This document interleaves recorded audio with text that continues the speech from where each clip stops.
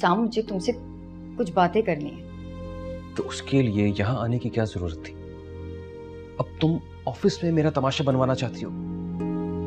जिसका खुद तमाशा बना हुआ है वो दूसरों का भला क्या तमाशा बनाएगी? मैं तुम्हारी मदद करना चाहती हूँ। मैं चाहती हूँ कि रोशनी तुम्हारी जिंदगी में वापस आ जाए। क्या करोगी तुम? मैं ये नहीं बता सकती कि मैं क्या करूंगी, लेकिन जो काम बिगाड़ सकता है वो बना भी सकता है। तुम्हें क्या लगता है कि मैं तुम्हारी बात पे यकीन कर लूंगा? करना पड़ेगा आसाम, क्योंकि ये सब कुछ मैं तुम्हारे लिए नहीं, खुद के लिए कर रही हूँ। तुम्हें मुझसे एक वादा करना पड़ेगा कि जो कुछ भी मैं तुमसे पूछूंगी तुम मुझे सच सच बताओगे। मैं ये जानना चाहती हूँ कि तुम अंकल और आंटी की सगी औलाद नहीं हो। क्या मतलब है तुम्हारा? तुम कर क्या रही हो? मैंने आंटी और ज़ारा की बातें सुनी थी, तो उनकी बातों से तो यही बात समझ में आई। देखो समरा, मेरे मामलात में घुसने की कोशिश मत करो। अगर तुम मेरे लिए कुछ अच्छा ही करना चाहती हो तो जाओ जाकर रोशनी को बता दो कि तुम किस कदर घटिया और नीच हो। ये सब कुछ तुमने अपने मतलब के लिए किया था। क्या इतना काफी होगा? हाँ, इससे ज्यादा की तवक्को ना मुझे तुमसे है और ना ही मैं चाहता हूं कि तुम करो। तो क्या मैं इस बात को सच मान लूं? इसका जवाब देना मैं जरूरी नहीं समझता। लेकिन की कोई जरूरत नहीं है सिमरन। मैं नहीं चाहता कि मैं तुम्हारे साथ बुरे तरीके से पेश आऊं। तुम ये बात क्यों नहीं समझ रही हो कि मैं तुमसे शदीद नफरत करता हूं? शदीद नफरत, इतनी जितनी कि एक इंसान दूसरे इंसान से कर सकता है। तुम क्यों मेरे सर पर मुसल्लत हो रही हो? तुम यहां से चली क्यों नहीं जाती हो? चली जाऊंगी, मैंने तुमसे कहा ना, मैं आज नहीं कल तुम्हारे घर से चली जाऊंगी, लेकिन अपने गुनाहों का अजाला करने के बाद। अस्सलाम वालेकुम। वालेकुम सलाम। हसाम साहब कहाँ? वो तो मीटिंग रूम में है। अच्छा, किसके साथ? कोई खातून आई हुई है। चलो मैं देख लेती हूँ। Thank you. वेलकम। कोई चालाकी नहीं चलेगी तुम्हारी। तुम्हें आज ही मेरे घर से जाना होगा। मेरा और रोशनी का क्या होता है वो मेरा नसीब है। अगर हमारे दरमियान सच्चाई है तो जो हमारे दरमियान गलतफहमी है वो ज्यादा दिन नहीं रहेगी। मेरा यकीन करो हसाम,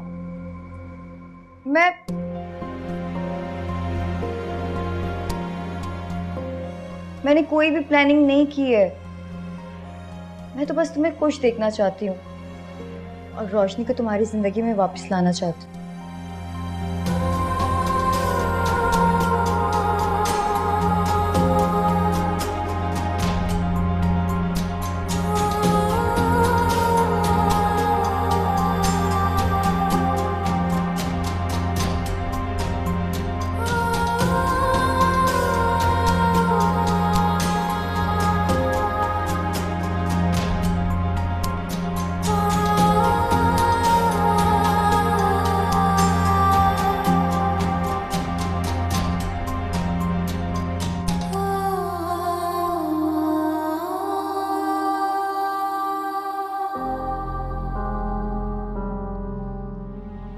आखिर इन तमाम बातों में अब रखा ही क्या है सिमरन?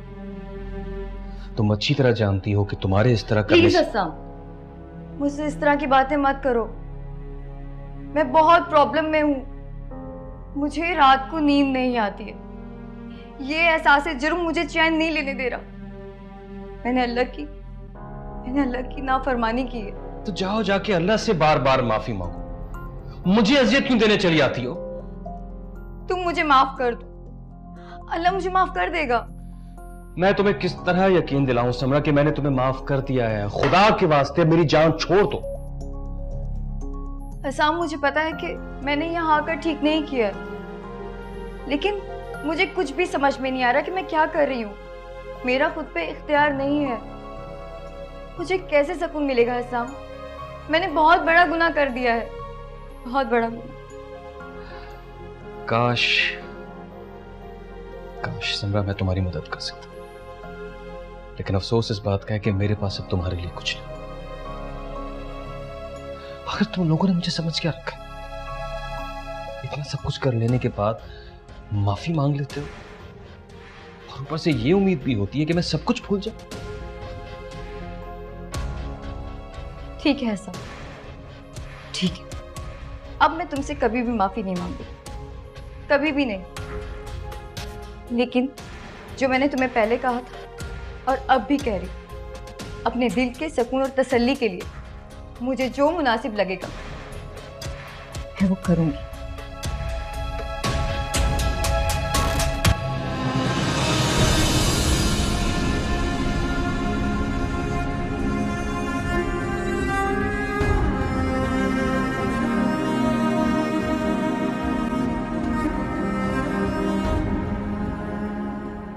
आपको यहाँ नहीं आना चाहिए था।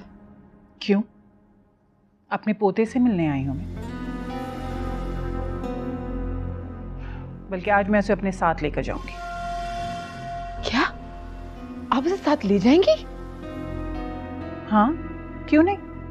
तुमने तो शादी करके अपना घर बसा लिया, मेरे बेटे को भी भुला दिया तुमने तो।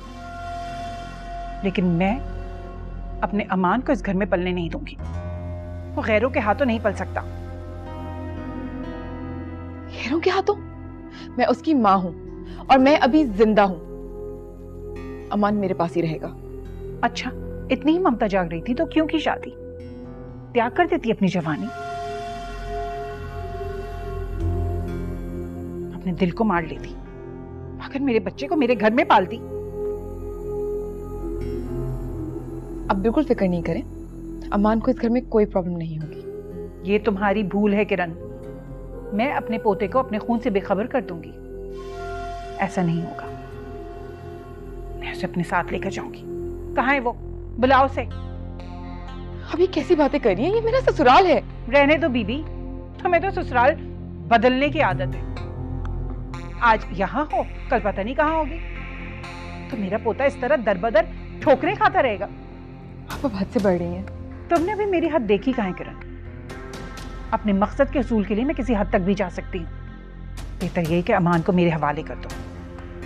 ऐसा ना हो कि अमान भी तुम्हारे हाथ से चला जाए और तुम्हारा रिश्ता ससुराल से बिना रहे।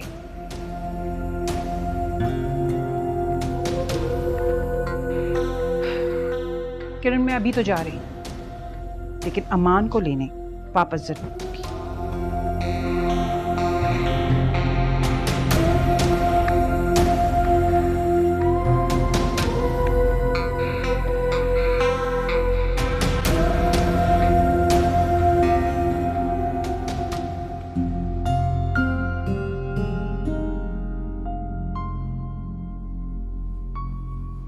क्या हुआ? मुलाकात हुई हसाम से?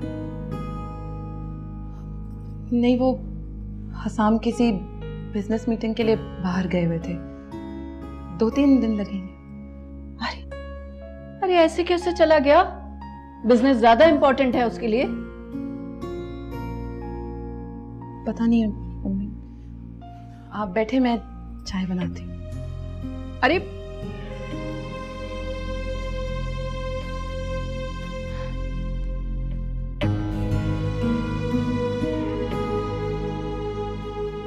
कैसी हैं? काफी परेशान लग रही हैं।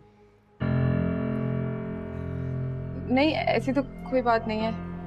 आप प्लीज रास्ता छोड़ें, मुझे जाना है। रुकिए, आपने शायद मुझे पहचाना नहीं। हमारा तारुफ ठीक से हुआ नहीं है अभी तक। नहीं, मैं जानती हूँ कि आप तबस्सुम के शौहर हैं। जी बिल्कुल, और आप ये भी जानती होंगी कि मैं इस घर का एक बहुत अहम फर्द हूँ, जिसकी मर्जी के बगैर यहाँ कुछ नहीं होता। ऐसा नहीं कि हो नहीं सकता, लेकिन बात यह है कि ये लोग मुझे बहुत इज्जत देते हैं, बहुत मान देते हैं। नोमान की शादी को लेके भी मुझसे मशवरे के लिए आए थे ये लोग, और मेरा यही सोचना था कि उसकी शादी किसी कुंवारी लड़की से ही होनी चाहिए। लेकिन आपको देखने के बाद मुझे अपना इरादा बदलना पड़ा। फ्रैंकली स्पीकिंग, आप लगती नहीं है कि आप शादीशुदा थी कभी, या आपका कोई बच्चा भी होगा इतना बड़ा। आपका इन सब बातों से क्या मतलब है सलमान भाई? ये भाई भाई क्या लगा रखा है? इतना अच्छा नाम है मेरा, नाम से बुलाओ। इन बातों को तुम्हें बताने का मकसद कुछ और नहीं है, मैं तो बस तुम्हारी तारीफ कर रहा हूँ। मैं तो ये सोच रहा था कि तुम्हें देख के बड़े बड़ों की छुट्टी हो जाती है। ऐसे नहीं नोमान तुम्हारे पीछे पड़ा हुआ था घर वालों के खिलाफ जाकर, कोई तो बात थी जो उसने ये सब कुछ किया। मुझे इस किस्म की बातें बिल्कुल पसंद नहीं है।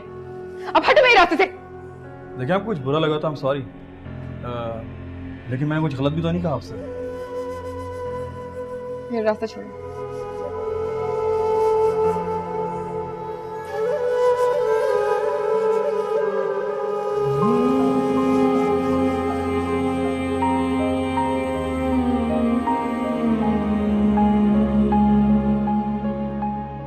मैं आज नहीं कल तुम्हारे घर से चली जाऊंगी, लेकिन अपने गुनाहों का अजाला करने के बाद।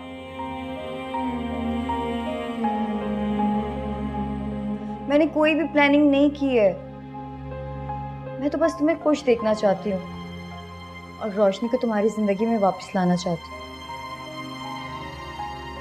मेरा खुद पे इख्तियार नहीं है, मुझे कैसे सुकून मिलेगा हसाम? मैंने बहुत बड़ा गुनाह कर दिया है।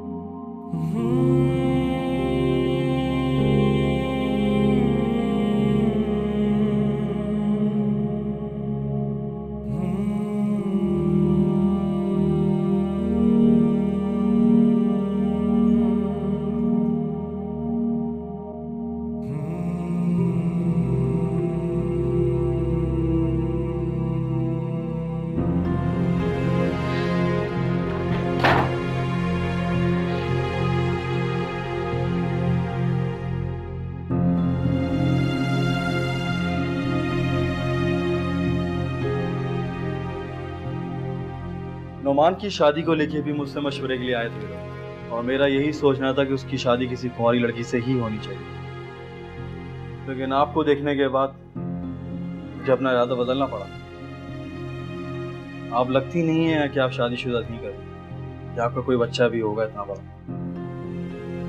ये भाई भाई क्या लगा रखा है? इतना अच्छा नाम है मेरा, नाम से बुलाओ। ऐसे नहीं नोमान तुम्हारे पीछे पड़ा हुआ था घर वालों के खिलाफ जाकर, कोई तो बात थी जो उसने ये सब कुछ किया।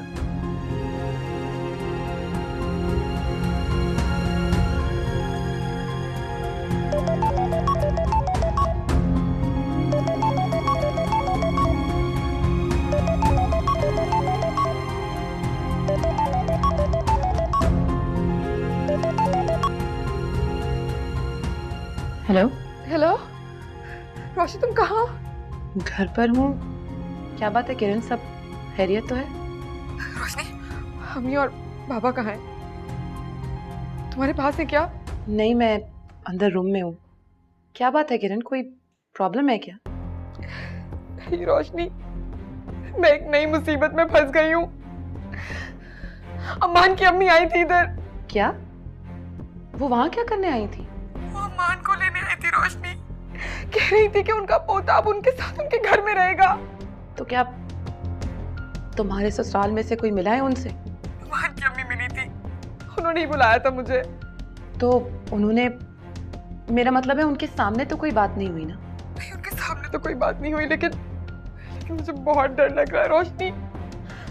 वो मेरे ससुराल तक आ गई हैं, कहीं ऐसा ना हो कि। तुम फिक्र मत करो किरण, कुछ नहीं होगा। असल में वो नहीं चाहती थी कि तुम्हारी शादी हो, और अब जो तुम्हारी शादी हो गई है तो वो इसे अपनी इंसल्ट समझ रही है, इसीलिए वो सब कुछ कर रही है। तो तुम फिक्र मत करो, वो कुछ नहीं कर सकती। अमान पर उनका कोई हक नहीं है।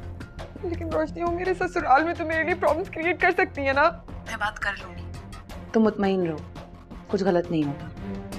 बस तुम जितना हो सके अपने ससुराल वालों का दिल जीतने की कोशिश करो। तुम संभाल लेना प्लीज। तुम बेफिक्र हो किरण, मैं सब कुछ संभाल लूंगी। खुदा हाफिज।